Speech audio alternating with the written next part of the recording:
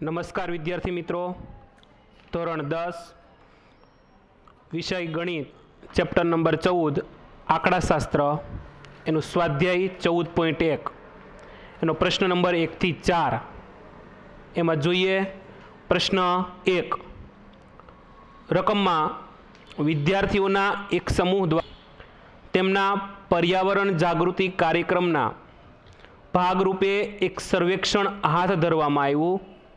તેમાં તેમણે એક વિસ્તારના 20 ઘરોમાં વનસ્પતિના છોડની સંખ્યા વિશે માહિતી એકઠી કરી અને ઘર દીઠ તો છોડની સંખ્યાનો મધ્યક શોધો।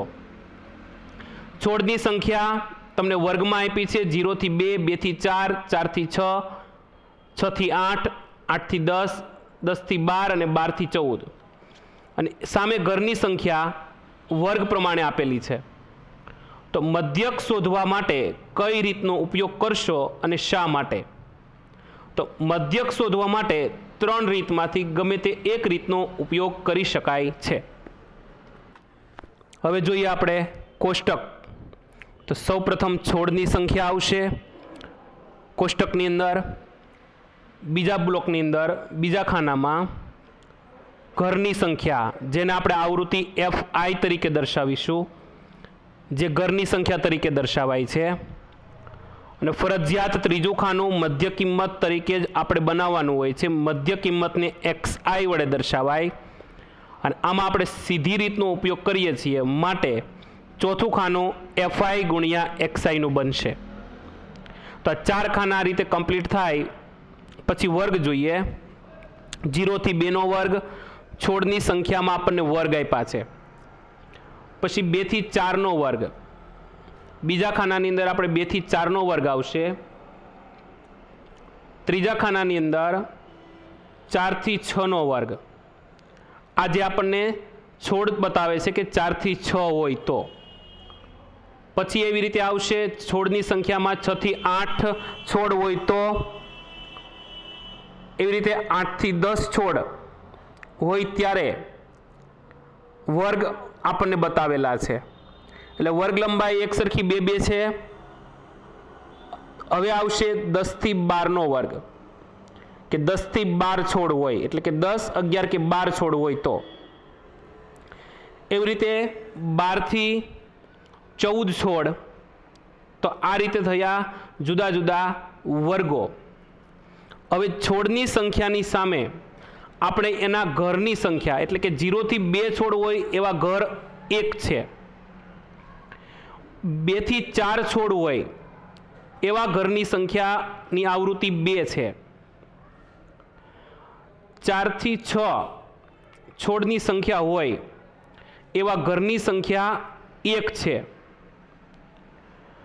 જ્યારે છોડની સંખ્યા 6 થી 8 હોય ત્યારે ઘરની સંખ્યા 5 છે કે 5 ઘરની અંદર 6 થી 8 છોડ છે। 8 થી 10 છોડ હોય એવા ઘર 6 બતાવે છે આવૃત્તિની અંદર, 10 થી 12 છોડ હોય એવા ઘરની સંખ્યા 2 છે, અને 12 થી 14 છોડ હોય એવા ઘરની સંખ્યા 3 થશે। અને 2 ખાના આપણને પરીક્ષામાં ઓલરેડી રકમમાં જ આપેલા હોય છે। ત્રીજું ખાનું ફરજિયાત મધ્ય કિંમતનું હોય, તો મધ્ય કિંમત શોધવા માટે જે 2 વર્ગ આપ્યા હોય એ વર્ગનો સરવાળો કરીને અડધું કરવું, એટલે 0 + 2 એટલે 2 અને 2 નું અડધું એટલે 1 થાય, એટલે મધ્ય કિંમત 1 થશે। એવી રીતે છોડની સંખ્યામાં 2 થી 4 ની વર્ગ હોય ત્યારે મધ્ય કિંમત થશે 3, કારણ કે 2 + 4 6 અને 6 ના અડધા 3 થાય। એવી રીતે 4 થી 6 નો વર્ગ હોય ત્યારે મધ્ય કિંમત આવશે 5, કારણ કે 4 + 6 10 અને 10 ના અડધા 5। એવી રીતે 6 થી 8 નો વર્ગ હોય ત્યારે મધ્ય કિંમત 6 + 8 14 અને 14 ના અડધા કરશો એટલે 7 મળશે। આ એવા 7। એવી રીતે 8 થી 10 નો વર્ગ હોય એટલે કે 8 + 10 એટલે 18 અને 18નું અડધું કરો એટલે 9 એટલે મધ્ય કિંમત થશે 9. એવી રીતે 10 થી 12નો વર્ગ તો 10 વત્તા 12 એટલે 22 અને 22ના અડધા કરો એટલે મધ્ય કિંમત મળશે આપણને 11, જે 10 થી 12ના વર્ગની મધ્ય કિંમત થશે. અને એવી રીતે 12 થી 14નો વર્ગ હોય ત્યારે મધ્ય કિંમત શોધવા માટે 26 થશે. ટોટલ 12 વત્તા 14 26 ને એના અડધા કરો એટલે 13. આ રીતે મધ્ય કિંમતનું ત્રીજું ખાનું કમ્પ્લીટ કરવું. હવે ચોથું ખાનું કમ્પ્લીટ કરવા માટે બીજું અને ત્રીજા ખાનાનો ગુણાકાર એટલે કે FIXI થાય. એટલે 1 એકુ 1, બીજા ખાનામાં FI 2 છે અને XI 3 છે એટલે 2 તેરી 6 થાય. એટલે કે FIXI ની અંદર 6 આવશે. એવી રીતે ઘરની સંખ્યા 1 હોય અને મધ્ય કિંમત 5 છે એટલે FIXI 1 ગુણ્યા 5 કરો એટલે આપણને મળશે 5 એકા 5, જે આપણને મળશે 4 થી 6ના વર્ગમાં. એવી રીતે 6 થી 8ના વર્ગમાં 5 અને 7 એનો ગુણાકાર થશે 5 સત્તા 35 એટલે કે FIXI માં 35 આવશે. અને એવી જ રીતે 6 ગુણ્યા 9 6 નવા 54, એ જે ગુણાકાર થાય એ આપણે FIXI ના ખાનામાં આ રીતે 54 દર્શાવવા પડે. અને એવી જ રીતે 2 અને 11નો ગુણાકાર એટલે કે 11 દુ 22 અને જે ગુણાકાર આવે 22 એ આપણે FIXI ના ખાનામાં લખશું. અને એવી રીતે 3 ગુણ્યા 13 કરો એટલે 13 તેરી 39 અને એ જે આપણો ગુણાકાર આવે છે એ આપણે નીચેના ખાનામાં લખશું 39. આ રીતે કોષ્ટક કમ્પ્લીટ થાય એટલે કુલ ટોટલ કરવા પડે. અને આ કુલ ટોટલ કરવા માટે ખાસ યાદ રાખશો, બીજું અને છેલ્લા ખાનાનું કુલ ટોટલ આપણે કરતા હોઈએ છીએ. તો આ કુલ ટોટલ કઈ રીતે કરવું? તો ઊભો સરવાળો કરી નાખવાનો છે. તો ઘરની સંખ્યા FI આપી છે તો એનો સરવાળો સિગ્મા FI કરશો એટલે સિગ્મા FI આપણને મળશે. સિગ્મા એટલે સરવાળો, એટલે કુલ ઘરની સંખ્યા સિગ્મા FI કેટલું મળશે? તો એ 1 વત્તા 2 વત્તા 1 વત્તા 5 વત્તા 6 વત્તા 2 વત્તા 3 એટલે આ કુલ ટોટલ આપણને સિગ્મા FI એટલે કે કુલ ટોટલ આપણને 20 મળશે. આ કુલ ટોટલ આપણે બીજા ખાનાનું કરવાનું હોય છે અને એને સિગ્મા FI એટલે કે કુલ આવૃત્તિ તરીકે ઓળખવામાં આવે છે. મધ્ય કિંમતના ખાનાનું કંઈ ટોટલ કરવાનું નથી, પરંતુ FIXI એનો સરવાળો આપણે કરવાનો એટલે કે સિગ્મા FIXI થાય. એટલે કે જે છેલ્લું ખાનું છે એનો ઊભો સરવાળો કરો એટલે આપણને સિગ્મા FIXI 20 મળશે. અને આ રીતે કોષ્ટક તૈયાર થઈ જાય પછી કોષ્ટકની અંદરથી જે કિંમતો છે સિગ્મા FI બરાબર 20, સિગ્મા FIXI 162 મળ્યું છે. એ કિંમતનો ઉપયોગ કરીને સૂત્ર આપણે સીધી રીતનું મૂકીએ તો મધ્યક x બાર બરાબર સિગ્મા FIXI ના છેદમાં સિગ્મા FI થાય. એટલે કે મધ્યક x બાર બરાબર 162 ના છેદમાં 20 લખીએ તો 162 ભાગ્યા 20 કરો એટલે મધ્યક મળશે 8.1 છોડ. આમ ઘર દીઠ છોડની સંખ્યાનો મધ્યક 8.1 થાય. તો આ થયો આપણો પહેલો દાખલો. હવે જોઈએ બીજો દાખલો. પ્રશ્ન નંબર 2. એક ફેક્ટરીમાં 50 કારીગરોના દૈનિક વેતનના નીચે પ્રમાણે વિતરણનો વિચાર કરો. દૈનિક વેતન રૂપિયામાં 500 થી 520, 520 થી 540, 540 થી 560, 560 થી 580 અને 580 થી 600 અને સામે કારીગરોની સંખ્યા 12, 14, 8, 6 અને 10 આ રીતે રકમમાં યોગ્ય રીતનો ઉપયોગ કરીને કારખાનાના કારીગરોના દૈનિક વેતનનો મધ્યક શોધો. તો આ થઈ પ્રશ્ન નંબર 2 ની રકમ. તો વધ્યા આગળ કોષ્ટક તરફ. તો સૌ પ્રથમ આપણે આમાં દૈનિક વેતન જે રૂપિયામાં આપ્યું છે એનું ખાનું અને સામે કારીગરોની સંખ્યાનું ખાનું તો આપેલું જ હોય છે. જે કારીગરોની સંખ્યાને આપણે FI વડે આવૃત્તિ વડે દર્શાવીએ છીએ. ત્રીજું ખાનું ફરજિયાત મધ્ય કિંમતનું બને છે. મધ્ય કિંમતને XI વડે દર્શાવીએ છીએ. અને ચોથું ખાનું આપણે ધારેલા મધ્યકની રીતે કરીએ છીએ એટલે UI બરાબર XI માઇનસ A ના છેદમાં H પદ વિચલનની રીતે દાખલો કરીએ છીએ એટલે UI બરાબર XI માઇનસ A છેદમાં H. આ સૂત્રનો ઉપયોગ કરીને UIનું ચોથું ખાનું બનાવવું અને બીજું અને ચોથા ખાનાનો ગુણાકાર FI UI ગુણાકાર કરીને છેલ્લું ખાનું બનાવવું. આ રીતે 5 ખાના બનશે. એમાં દૈનિક વેતનમાં 500 થી 520 રૂપિયા હોય એ વર્ગ આવશે. બીજો વર્ગ 520 થી 540 નો વર્ગ. એવી રીતે ત્રીજો વર્ગ 540 થી 560 નો વર્ગ આવશે. બધામાં 20-20 ની વર્ગ લંબાઈ સમાન છે. એવી રીતે 560 થી 580 નો વર્ગ આવશે અને 580 થી 600 નો વર્ગ. આવી રીતે કુલ આપણે વર્ગ 60 ની વર્ગ લંબાઈ પ્રમાણે દૈનિક વેતનમાં આપેલા છે. હવે દૈનિક વેતનની સામે કારીગરોની સંખ્યા 500 થી 520માં 12 કારીગરો છે.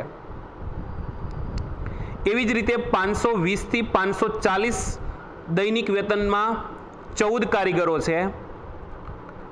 540 થી 560માં કારીગરોની સંખ્યા 8 આપેલી છે અને 560 થી 580 નો જ્યારે દૈનિક વેતન હોય ત્યારે 6 કારીગરો છે અને 580 થી 600 રૂપિયા હોય દૈનિક વેતન ત્યારે કારીગરોની સંખ્યા 10 છે.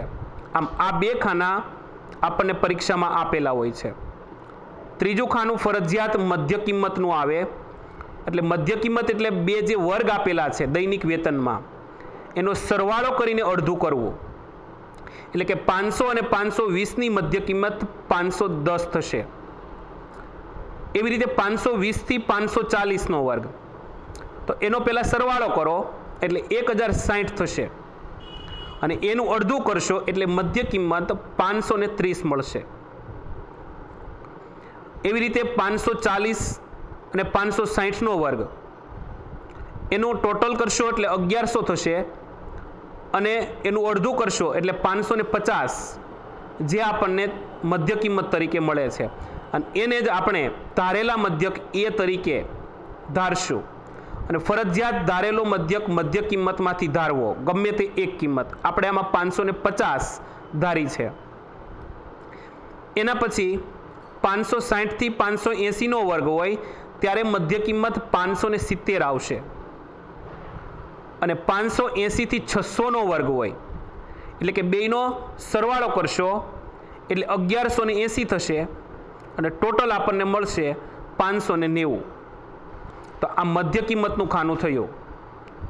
હવે જ્યારે UI વાળી રીત હોય પદ વિચલનની રીત ત્યારે આપણે UI ના ખાનામાં જે કિંમતો મૂકવાની થાય એમાં જ્યાં A છે ત્યાં પહેલાં 0 મૂકી દો. આમાં -2 -1 0 1 અને 2 આ રીતે આવશે.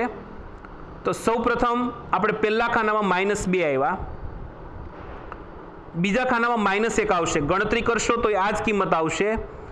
પણ યાદ એવું રાખવાનું કે જ્યાં A ધાર્યો છે ત્યાં આપણે 0 મૂકી દેવાનો અને ઉપરની સાઈડ જાઓ ત્યારે -1 -2 એવી રીતે ચાલવું અને નીચેની સાઈડ આવો એટલે 1 2 3 એવી રીતે તમારે ચડતો ક્રમ યાદ રાખવાનો છે. જો આપણે ધારેલા મધ્યક A માં 0 મૂક્યો ઉપર -1 આવ્યો, એની ઉપર -2 આવ્યા. 0ની નીચે 1 આવે છે અને 1ની નીચે ચડતા ક્રમ પ્રમાણે 2 મૂકવા. આ પદ વિચલનની રીતમાં આ રીતે એક હેલું પડે છે, એટલે વધારે પડતી પદ વિચલનની રીત કરવી. એટલે આ થયું તમારું યુઆઈનું ખાનું કમ્પ્લીટ. હવે એનો યુઆઈનું ખાનું ચોથું છે અને એફઆઈનું બીજું, એ બે ખાનાનો ગુણાકાર કરીને તમારે પાંચમું ખાનું એફઆઈ યુઆઈનું કમ્પ્લીટ કરવાનું છે. અહીંયા ખાસ ધ્યાન રાખજો. 12 દુ 24 એટલે -24 થાય, કારણ કે એક કિંમત માઇનસ હોય એટલે ગુણાકાર માઇનસ આવશે.